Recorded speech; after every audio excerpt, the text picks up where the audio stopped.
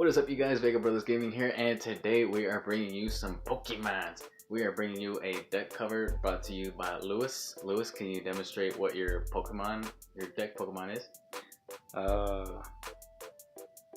That guy. Just a monkey? Just a monkey. I mean, that instructor's pretty good though. No. Today I will be showcasing Greninja-GX. Greninja-GX is arguably one of my favorite Pokemon in the TCG. I got my hands on it as soon as it came out. And yeah, that's basically what I'll be showcasing you guys today. My card choices, my deck profile, and to follow with this video, as a part 3, we will be doing a Noivern GX versus Greninja-GX for those of you at home. You know, we're just going to kind of explain this format right here. But without further ado, if you guys don't mind, I will go ahead and start with the deck profile. So first off, you want to play 3 Froakies, heart and soul of the deck, best card in the deck, hands down. You play 70 HP over the 50 HP one because this deck does a lot of bench damage and a lot of spread damage, but at the same time, it is vulnerable to bench damage and spread damage. So its key strength is it's also its greatest, weakness. So let me explain what the frogs do. Once you evolve into Frogadier, you just put 2 damage counters anywhere you want. Anywhere on the board. Even the bench? Even the bench. So those baby Pokemon, they're not safe. So for someone who is playing the baby, the 50 HP Pokemon, you can really punish them with this card. Like, really bad. Because then once you go up one more into Greninja-GX, you put 3 damage counters on it, thus equaling 50 damage. So playing a rare candy in this deck would be a hindrance, right? Yeah, you don't want to play rare candy at all. Frogs don't eat candies. Frogs eat flies. Okay, don't ever give a frog a candy, please. Have you ever tried it? No, but I would like to, just to see what happens. Anyways, so this is arguably one of your Greninja is not just an ability damage spreader. He's also one of your heaviest hitters in the deck. Haste Slash doing 110. Well, technically it could do 150 if you do the Frogadier and the Greninja damage onto one Pokemon. I'm sorry, 160. It could do 160 if you focus all of your damage on one Pokemon. But you don't normally want to do that. You want to spread damage as far as you can because apart from, hitting 110, it also has the unique ability to run away back into the deck. So Greninja can hit and stay on the board, and if it doesn't go down, guys, on the next turn you can hit again and make it run away, thus preventing your opponent from picking up prizes, which is just phenomenal. So you just denied them 2 prizes and you already put 220 damage on board. You also want to be careful though with your bench space. You really do. This deck, the bench space for this deck is just, it's depressing. And then for the GX attack, Shadowy Hunter, it's just a straight 130 anywhere you want. It punches through everything, through conditions, Hoopa, everything. It doesn't matter what sort of meat protection they have. No one's safe. Yeah, your insurance policy doesn't cover Greninja-GX, okay? And that's it for the frogs. You play a 3-3 line, 4 is too cloggy. Yeah, nothing else to say about that. And then to support the Greninja and the spread damage, you want to play 3 of the Energy Evolution Eevees with 2 Glaceon-GXs. Now, you want to play this Eevee because when you attach water energy, it evolves straight into Glaceon, and it has the same energy cost as Greninja, so every card in this deck attacks for a water double colorless, which is just phenomenal. Now, Glaceon, apart from helping with spread damage, also locks your opponent's abilities as long as it's in the active slot. So, if your opponent has a Tapu Lele in hand and they need that supporter to get out, you can't do it.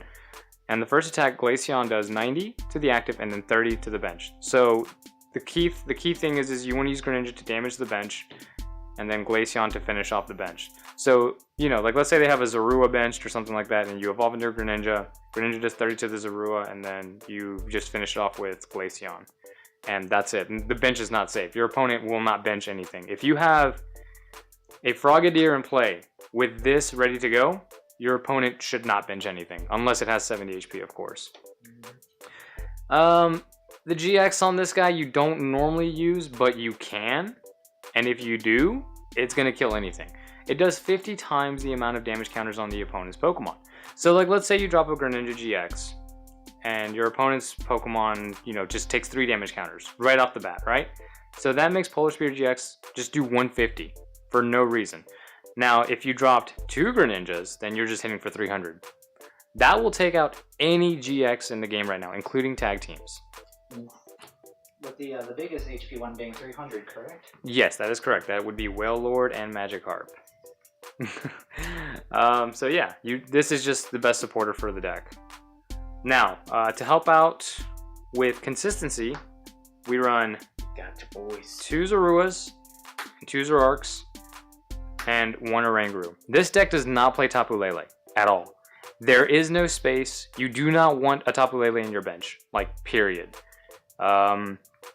So these basically just help you get there. So, like, you know, you can discard draw 2 with Zoroark, and then because you're constantly emptying your hand out, Oranguru's just draw 3 ability comes in so clutch. And until you have 3. Or draw until you have 3. My bad. Yep, you're right. I mean, if you had no cards. If you have no, if you have no cards, you have draw 3, and sometimes you actually do wind up with like an empty hand in this deck. And then on top of that, Zoroark, if anything, can make for an okay beater. If like your Glaceons and your Greninjas just don't have the energy to attack, you know, Zoroark is like your 3rd attacker. You don't ever want to put this in the active. You can, but I highly don't advise it because the DCEs you need for Glaceon and Greninja to do the spread. Attacking with Zoroark is just not okay because the last resort. Yeah, because you take away from the spread aspect of the deck, and if you're only hitting 120 to one Pokemon, then your opponent just has wiggle room to like play an Ace Rolla or a Max Potion and just heal all the damage that this guy does. Whereas if you're spreading damage with this and Greninja, then they have to pick and choose where they want that healing. So, you know, that's it for the draw support lineup Pokemon-wise. Last but not least, we play 1 copy of Ditto Prism. This card is arguably the best card in the deck. It can become Frogadier, it can become Zoroark, and it can become Glaceon.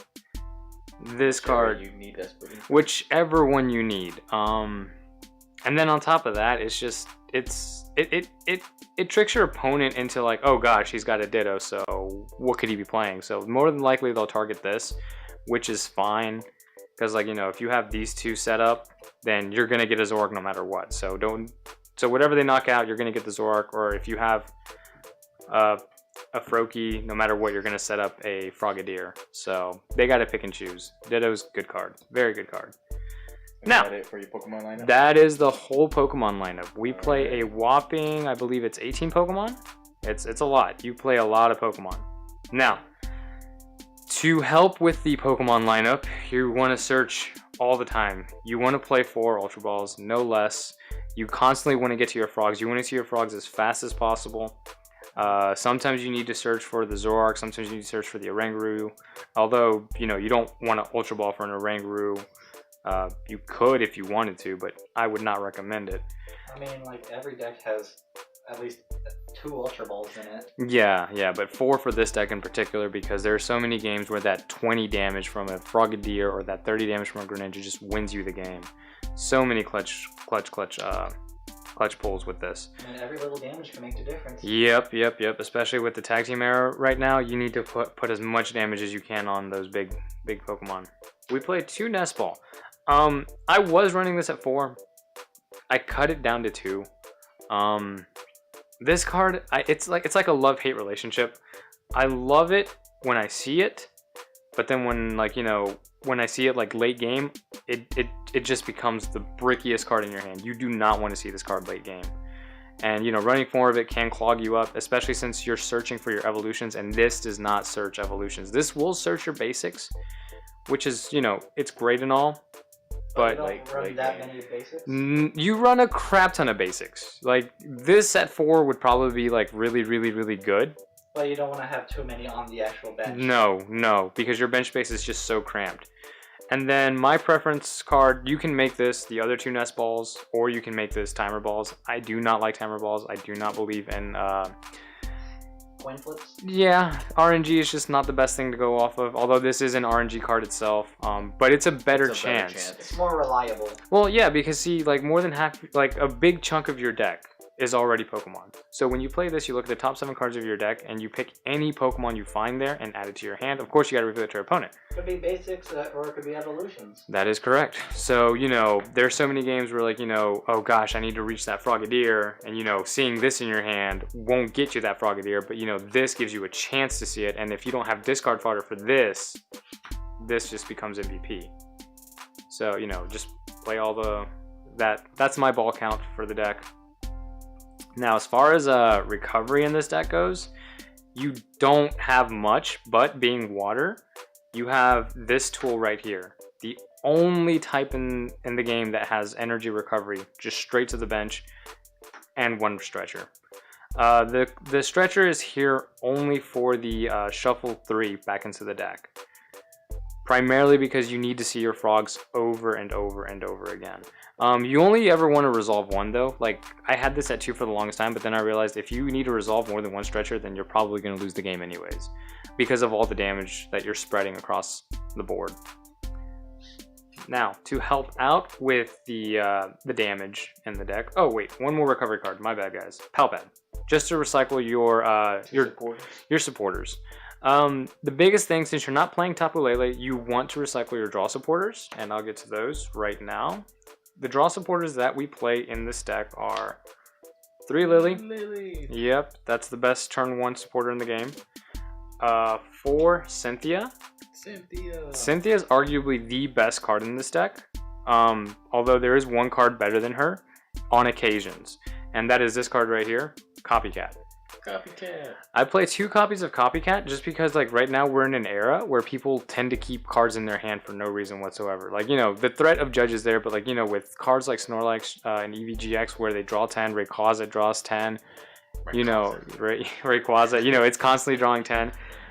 There's also a couple Ditto hands out there. Yeah, and there's a lot of unknown hands, you know, so like if you resolve this on unknown hands, they will most likely scoop. Just because, like, you know, they have 27 cards in their hand, you're like, okay, I'm going to copy your hand. You're going to draw all the frogs you need to just wipe out their board. Just slap it on there. Yep. And then on top of that, nobody sees this coming. So, like, you know, one thing that I really like to do is when my opponent judges me, and then they just play their, like, their Zoroarks, or, like, you know, their Swamperts, and then they'll replenish their hands like, haha, I'm ahead of you. And, like, I just top deck this. I was like, okay, I'll just copy your hand. So, really good supporter. That's not what you said earlier, bro. No, I did not like this card in the beginning, but I really love it in this deck. I don't play Tate and Liza because just drawing 5, it's not okay for me. Seems Not enough? Not enough, man. Seems kind of like a stale number. Yep, I mean, Copycat is just one of those cards that can get you 6 cards, or it can get you 1 card. Alrighty. 1 card can make the difference. 1 card can make the difference. Mm-hmm. And now, for the final supporter, I play 2 Guzma. Guzmas. Yep, you don't want to play 4, although he is a great supporter. The reason being is if you know how to spread your damage, 1 Guzma can essentially knock out 2 Pokemon per turn. So if you play these right, you're knocking out 4 Pokemon per Guzma, especially with the amount of spread this deck does. And then to help with, like, you know, retreat costs, because, you know, we're not playing any like, you know, switches. We're not playing switches, and our Guzma count is very low. We play Escape Board. Escape Board reduces the cost of all your Pokemon by 1, and they can retreat even if they're asleep, poisoned, paralyzed, whatever. If they're hungover, who knows, right? They can just retreat, and then on top of that, this prevents you from discarding your DCE because every Pokemon in this deck has a retreat cost of 2. So essentially, you just discard the water energy from them, and then you get it back with Aqua Patch. So that's why I play Escape Board. The other tool I run is Double Band. This is just for the extra 30 damage on GX Pokemon. Now, of course, if you're playing anything that's non-GX, such as Shrine or Lost March, then, you know, you just Ultra Ball these away or Zoroark them away. This card is like a love-hate because you don't want to knock out your opponent's Pokemon. Like, not 1 by 1, you want to spread and get multi-kills. But, you know, right now in the tag team era, you need to put as much damage as you can on the bigger Pokemon. So, just 2 of those. And last but not least, the energy count. The most important energy in the deck right now, DCE. This makes it to where the deck can just play with just 2 energy attachments per turn. Without this card, this deck would probably crumble. Without this card, I'd probably play 4 Aqua Patches because you just can't. And then you want to play a really, really odd number, and I mean really odd number of water energies. We play 3, 6, 7. 7 water energies, which this deck, it suffers from the low energy count, but you know, sometimes you want to see water, sometimes you want to see DCE, because like, you know, when you see 2 waters, you can't really do anything. None of your Pokemon can attack for 2 waters except for Zoroark, but you're not going to attach 2 waters to Zoroark. And the only Pokemon in this deck that can attack for DCE is Zoroark itself, but again, you don't want to attack with it. So to help that, we play double Energy Loto. Like Ultra Ball, you know, this is an RNG. This, you know, looks at the top 7 cards of your deck, and if any of them are an energy card, you put them into your hand. So it doesn't matter if it's the water or the DCE. It just goes straight into your hand, and it gets you the energy you need. And that is it, guys. That is the deck profile. One little quick combo, like I explained earlier, is... So let's say you have this in the active. So, you know, this is your active Pokemon, and then you have a Frogadier benched, and you know, I don't know, you have a Guzma Escape Board. Like, let's say, like, that's just what you have. So let's say your opponent Guzma's you out of there just so that way they can have their abilities back, but they have no way to knock this out. Well, you can attach the Escape Board to Frogadier, and since it has a retreat cost of 1, you can retreat it, go back to ability locking them, and then, you know, if you happen to draw the Greninja, or if you have that Great Ball, you evolve into Greninja, and then you spread damage, so on and so forth. So, you know, Escape Board has its use just outside of having to retreat to discard your DC. It gives Frogadier and Froakie free retreat. And that's it, guys. Alrighty. That is Luis's deck profile from the Greninja-GX era. It is a pretty solid deck. I like it. Any word for it, Tristan? It just pokes damage wherever you want it to go. Yep, it just shoots water shurikens everywhere. It just does a bunch of Naruto shenanigans. Well, alrighty guys, we want to thank you guys for watching. Don't forget to subscribe, like, comment, and share this video with us. Also, we'd like to welcome a new guest, your boy Tristan. Say hello, Tristan. How you guys doing? Yep, Tristan will be here a lot, so get used to him. He will mostly be saying hello, or yes, or no. Mostly, or okay. Yeah. But you know, show him a lot of love down in the comments. We're gonna be doing a lot more with the channel, like I said. As an outro to this video, we have completely migrated from Yu-Gi-Oh! We are not gonna be posting Yu-Gi-Oh! Content on this channel anymore. Sorry, guys.